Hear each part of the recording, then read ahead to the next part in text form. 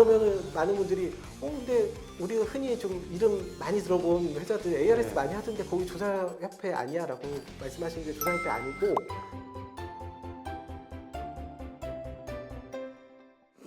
사실 이게 ARS로 조사를 하는 거랑 직접 전화 면접을 전화하는 거랑 다를 거 아니에요. 네네네. 여기서 차이도 있죠. 예, 거기도 차이가 있는데 ARS로 조사를 한 건지 아니면 전화 면접을 한 건지 이 부분을 좀 자세히 보셨으면 좋겠어요. 이제 보시는 분들이 한국 조사협회에서는 공식적으로 ARS ARS 하지 않는 걸로 예. 인정하지 않는 건가요? 네네네. 아니면 하지 않는 건가요?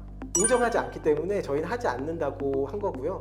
그러면은 많은 분들이 근데 우리가 흔히 좀 이름 많이 들어본 회사들 ARS 네. 많이 하던데 거기 조사협회 아니야라고 말씀하시는데 조사협회 아니고 뭐 다른 협회가 있는 경우도 있고 또 그거와 별개로 뭐 조사협회에 가입되어야지만 영위할 수 있는 건 아니니까 그렇게 가능한데 예전에는 처음에는 ARS가 도입됐을 때는 ARS 누가 믿어 그냥 대충 막 1번 눌러버리고 끝나는 거 아니야? 막 거짓 응답해도 모르는 거 아니야? 이렇게 했는데 점점 비용 이슈가 있어서 그런지 생각보다 많이 생기더라고요. ARS하고 일반 전화 면접의 차이인데요. 아마 조사 결과에서 모른 무응답 비율 같은 거 좀 보시면 차이가 날 수 있어요. 왜냐하면 그 일반적인 전화 면접은 그래도 모른 무응답이 좀 있는데 ARS는 모른 무응답이 많이 낮아요. 그냥 바쁠 때 그냥 ARS 오면은 그냥 끊기가 쉽거든요. 근데 이제 면접원이 뭐 여보세요 여론조사 기관 어디입니다. 뭐 잠깐 시간 좀 내주시고 하면 거기서 이렇게 거절 못하고 조사를 하시는 경우도 있고 또 조사 참여하다가 내가 생각했던 것보다 질문이 긴데 하면 또 중간에 ARS는 중간에 그냥 끊어버릴 수도 있고 또 시간이 빨리 가게 하려고 보기가 막 나오고 있는데 그냥 1번 누르고 다문화 넘어가고 막 이런 수도 있고 응답률 기준으로 보면 ARS하고 전화조사하고 뭐가 더 높습니까? 전화조사가 그냥 전화면접 조사가 당연히 한 두세 배 그 정도 높게 나오고요. 전화기를 붙잡고 조사 참여하고 있는 분들은 아무래도 내가 뭔가 좀 할 말이 있는 분들, 내 의견이 명확한 분들 그런 분들이 좀 많이 할 수 있어서 그렇기 때문에 모른 응답이 좀 낮을 수도 있고 조사 결과가 좀 극단적으로 나오는 그런 경향들이 있어요. 차이.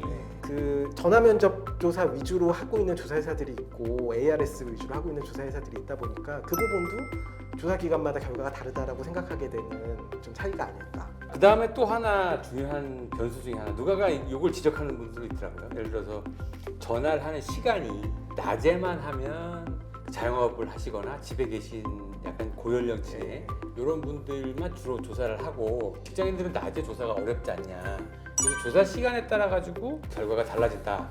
이런 의견도 있는데 여기에 대해서 어떻게 생각하세요?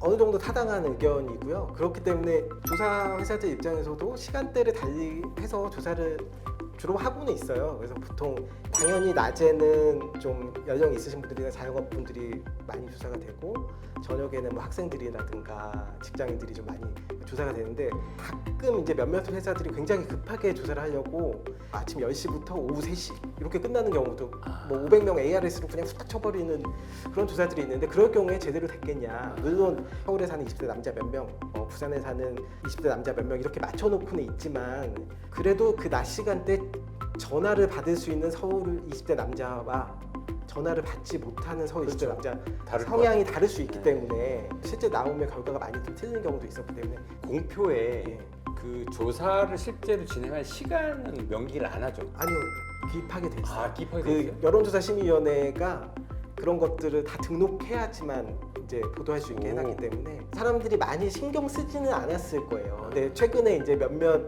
회사들이 우리 조사가 정확하다 얘기하면서 우리는 저녁 시간까지 다 한다 라고 해서 많은 분들이 그럼 여태까지 여론조사들이 대체로는 낮에만 했던 거야? 막 이렇게 생각하시는 경우도 있는데 그런 조사들도 드물게 있긴 했고요. 근데 대부분의 조사 회사들은 낮에도 하고 저녁에도 합니다. 그리고 말씀하신 평일도 것 하고 때문에. 휴일에도 평일도 하고. 하고 휴일도 하죠. 만약에 조사 회사 사람들한테 이틀 조사를 해라 날짜는 너네가 정해라라고 하면 대부분 사람들이 평일 하루 주말 하루 좀 끼워서 그렇게 조사를 할 거예요. 근데 이제 또 언론사에서 보도하고 싶은 그런 시점이 있고 조사 의뢰하는 시점이랑 이런 것도 있으니까 경우에 따라서는 평일 하루나 이틀만 하는 경우도 있는데 그렇지 않은 조사들은 여론조사 심의위원회에서도 많이 잡아내고 있습니다. 또 하나 되게 중요한 질문인데 충고조사. 네. 뭐 한두 군데도 아니고 엄청나게 많은 조사 회사들이 달려붙어서 하는데 틀리잖아요. 결과 6시에 바로 발표를 하는데 9시나 11시 정도만 기다리면 거의 나오는데 네. 그 몇 시간 때문에 저걸 하는 거냐 때려쳐라 저렇게 틀릴 거면 이런 얘기가 비판이 엄청 많거든요. 근데 그 예. 출구조사 무용론에 대해서 어떻게 생각해요? 근데 그럴 수는 없는 게 그 잠깐 몇 시간이라고 해도 그걸 못 기다려요. 그러니까 왜냐하면 예전에 그런 얘기 있었어요. 나중에 전자투표 도입되고 하면 개표 금방 되면 아. 출구조사 없어지겠다라고 얘기했는데 그래도 그 당시에도 아니다. 전자투표가 되더라도 출구조사는 없어지지 않을 거다. 왜냐? 그거 잠깐은 못 참으니까. 그 때문에 출구조사 없어지지 않을 것 같고요. 총선은 아무래도 하나의 그 당선자를 마치기 위해서 거기 그 지역 내에서 뽑아야 되는 투표 수가 한계가 있고 하니까 그 부분에서 조금 부정확할 수가 있고요. 네, 그것도 있고 사전 투표율이 높아지는 것 때문에 사전 투표를 출구조사 할수 앞에도 없으니까. 법적으로 그렇게 돼 있어요. 네, 그 사전 투표를 출구조사 한다고 그래도 또 방법론에 대해 생각 많이 해야 되는 게 사전 투표는 이 투표소에서 나오는 사람들이 어디? 서로 다른 지역구를 한 거잖아요. 앞으로 이걸 어떻게 극복해야 되는지에 대한 그런 부분을 연구가 필요할 건데 지금 이번 총선 같은 경우에는 좀 특히나 그런 여러 가지 좀 난점들이 사전 선거율 높았고. 총선 자체에 좀 그런 것도 있고 해서 지난번에 대선 같은 경우에 사전 투표 있었어도 잘 맞춘 잘 거니까. 맞췄죠. 네. 지난번 그 대통령 선거를 보니까 출구조사로 보니까 그 남녀 또는 20대, 30대, 40대, 50대 중에 누가 실제로 윤석열 후보와 이재명 후보를 지지했는지가 정확하게 알 수 있겠더라고요. 그러니까 실제로 투표를 하고 나면 누가 누구를 지지했는지를 알 수 있는 자료가 없잖아요. 네. 그렇기 때문에 그게 굉장히 의미가 있는 게 보통 우리는 여론조사에서도 뭐 그런 분석이 나온다고 해도 그 사람들이 실제 투표자 했는지 모르죠. 했는지 알 수가 없는 거기 때문에 출구조사 보통 조사할 때 성별 연령대 같이 조사해서 하는 거라서 어느 성별에 어느 연령대의 사람들이 누구한테 투표했는지 이것들을 좀 알 수 있는 공식적인 자료가 사실 출구조사밖에 없는 거예요. 그거 말고는 네. 없네요. 선관위에서 발표하더라도 선관위는 투표율이 몇 프로지 어차피 비밀 투표니까 그거 매칭할 수는 없는 거고 그런 게 사실 출구조사가 아니면 할 수 없는 부분들인 거죠.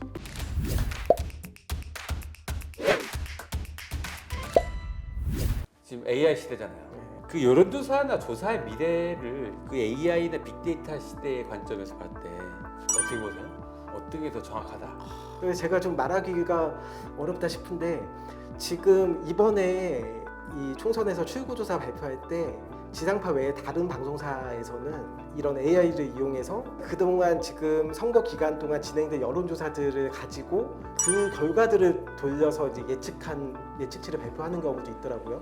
그래서 그런 면에서는 아 이제 출구조사도 어떻게 보면 이런 AI가 대체할 수 있겠구나. 좀 그런 생각들도 드는데 향후에 여론조사까지 없는 상태에서 그냥 어떤 흐름을 여론의 흐름을 만들어낼 정도까지 그렇게 발전할까? 사실 그런 생각이 들어서 결국은 여론. 그 사람들의 다 생각들이 모여야 되기 때문에 저는 그래도 여론조사는 의미가 있다, 존재하지 않을까 싶긴 합니다. 그런 관점에서는 여론조사가 앞으로도 계속 되겠네요. 네. 근데 그렇다고 하면 눈여겨봐야 될 거. 앞으로 요거는 꼭 눈여겨보시면 좋겠다라는 포인트. 아까 뭐 말씀드렸던 그런 조사 방법적인 측면 ARS의 예. 조사조사네. 그리고 그게 또 가져오는 응답률의 응답. 문제들 이런 것들은 계속적으로 좀 여론조사 보실 때 좀 잘 판단하셔야 될 것 같고 여론조사 심의위원회라든가 이런 데는 그런 설문지들도 올려져 있고 하니까 그런 것들하고 같이 이제 보시면 언론사에서 보도하면서 이렇게 질문하지 않았는데 약간 좀 다르게 보도한다거나 하는 것들도 있기 때문에 그런 것 좀 자세히 보시면 좀 도움이 될 것 같아요. 응답률이 낮아지는 건 되게 중요한 트렌드 아닙니까? 전화를 받고 이렇게 얘기하는 걸 꺼려하는 사람들이 늘어나잖아요. 많이 늘어나고 요즘에 워낙 개인정보 이런 것들도 좀 걱정하시고 무작위로 번호 만들어서 돌리는데도 내 번호 어떻게 알았냐 막 경찰에 신고하겠다 하시는 분들도 많고 이게 점점 트렌드가 되고 있고요. 아까 ARS에서 얘기하는 것처럼 하고 싶은 말이 많은 분들만 좀 조사에 참여하게 되는 약간 그런 부분 좀 우려되는 것들이 있어요. 그래서 응답률이라든가 조사 방법 이런 것도 좀 같이 참고하시고 보면 도움이 될 것 같습니다. 자, 끝으로 여론조사의 결과가 주는 영향력 계속될 수 있습니까? 선거라는 것이 막 평소에 정치에 관심 없으신 분들도 이 선거 기간 되면 진짜 다 전문가 되시더라고요. 그래서 여론조사 결과 그 궁금해서라도 계속 있지 않을까.